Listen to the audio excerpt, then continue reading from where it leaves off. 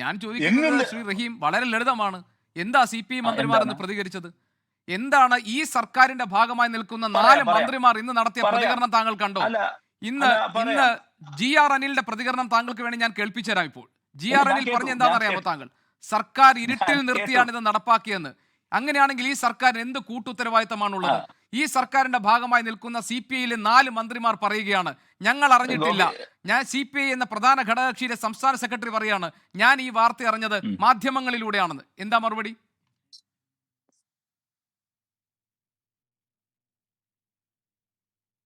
ഞാൻ അതല്ലേ പറയുന്നത്. ഞാൻ അത് വിശദീകരിച്ചു കഴിഞ്ഞ കാര്യമാണ്. അങ്ങനെ ഞങ്ങളുടെ മന്ത്രിസഭയിലെ ഏതെങ്കിലും മന്ത്രിമാർക്ക് ഒരു ഘടകകക്ഷി CPIയുടെ നിലപാടാണ് ശ്രീ GR അനിൽ പറഞ്ഞത്, നിലപാടാണ് മറ്റു ആരെങ്കിലും പറഞ്ഞിട്ടുള്ളത്. അപ്പൊ CPIയുടെ നിലപാട്, ഞങ്ങളുടെ പ്രധാനപ്പെട്ട ഘടകകക്ഷിയായ CPIക്ക് അത് സംബന്ധിച്ച് അങ്ങനെ അഭിപ്രായ ഭിന്നത എങ്കിൽ ഞാനത് പറഞ്ഞല്ലോ, അത് TV ഡിസ്കഷനിൽ പരിഹരിക്കേണ്ട കാര്യമല്ലോ. അവരെ കൺവിൻസ് താങ്കൾ പറയുന്നത് CPIയുടെ നിലപാടല്ല, മന്ത്രിസഭയുടെ അംഗമായിരിക്കും, അതിന്റെ ഭാഗമായിരിക്കുന്ന മന്ത്രിമാർ എന്ന നിലയിലാണ് ഇന്ന് അവരത് പറഞ്ഞിരിക്കുന്നത്. ആ നിലയ്ക്കാണ് തിരഞ്ഞെടുക്കപ്പെട്ട ഒരു സർക്കാരിന്റെ ഭാഗമായി നിൽക്കുന്ന മന്ത്രിമാരാണ് പറയുന്നത്, ഞങ്ങൾ അറിഞ്ഞിട്ടില്ല ഇങ്ങനൊരു തീരുമാനം ഉണ്ടായത്. CPI സംസ്ഥാന സെക്രട്ടറി പറഞ്ഞിട്ടുണ്ട്. ഞാൻ ചോദിക്കുന്നത് മന്ത്രി എന്ന പദവിയിൽ ഇരിക്കുമ്പോൾ GR അനിൽ നടത്തിയ പ്രതികരണത്തെ കുറിച്ചാണ്.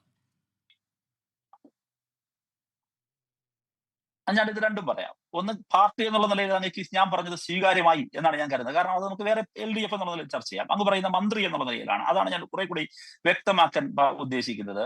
ഒരു മന്ത്രിസഭയ്ക്കകത്ത് വന്നു പോകേണ്ട ഫയലുകളുണ്ട്, വന്നു പോകാത്ത ഫയലുകളുണ്ട്. തീർച്ചയായിട്ടും മന്ത്രിസഭയുടെ പരിഗണനയിൽ വരാതെ തന്നെ ഉദ്യോഗസ്ഥ തലത്തിൽ ഇതുമായി ബന്ധപ്പെട്ട PM ഉഷ ഇതിനകം തന്നെ പോയി.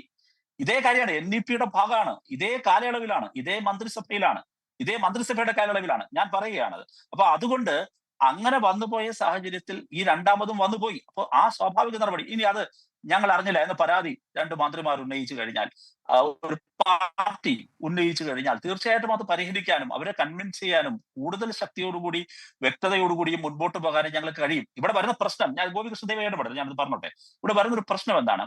ഇവിടെ വരുന്ന പ്രശ്നം, ഇതിന്റെ പശ്ചാത്തലത്തിൽ പുകമറ സൃഷ്ടിക്കാൻ പ്രതിപക്ഷം ശ്രമിക്കുന്നു. അവർ രാഷ്ട്രീയമായി ഞങ്ങളെ ആക്രമിക്കാൻ ശ്രമിക്കും. അങ്ങനെ ആക്രമിക്കാൻ ശ്രമിക്കുമ്പോൾ യുക്തിരഹിതമായ കാര്യങ്ങൾ അവർ പ്രചരിപ്പിക്കുകയാണ്. അതിൽ പറയുന്ന 2-3 കാര്യങ്ങളാണ്. ഒന്ന്, ഇടതുപക്ഷത്തിന്റെ രാഷ്ട്രീയ വീര്യം ചോർന്നു പോയിരിക്കുന്നു എന്നുള്ളതാണ്. അതിനെക്കുറിച്ച് ഞാൻ വിശദീകരിച്ചു. ഇടതുപക്ഷത്തിന്റെ ഒരു രാഷ്ട്രീയ വീര്യവും ചോർന്നു പോയിട്ടില്ല. CPIയെ സംബന്ധിച്ച് NEPയോടുള്ള ഞങ്ങളുടെ വിയോജിപ്പുകൾ അപ്പോഴും ഇപ്പോഴും നാളെയും അതുപോലെ തുടരും.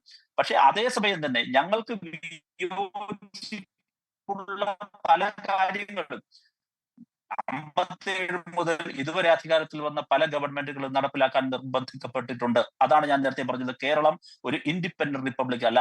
കേരളം അങ്ങനെ ഒരിക്കലും ആവുകയുമില്ല. കേരളം എങ്ങനെയാണ്?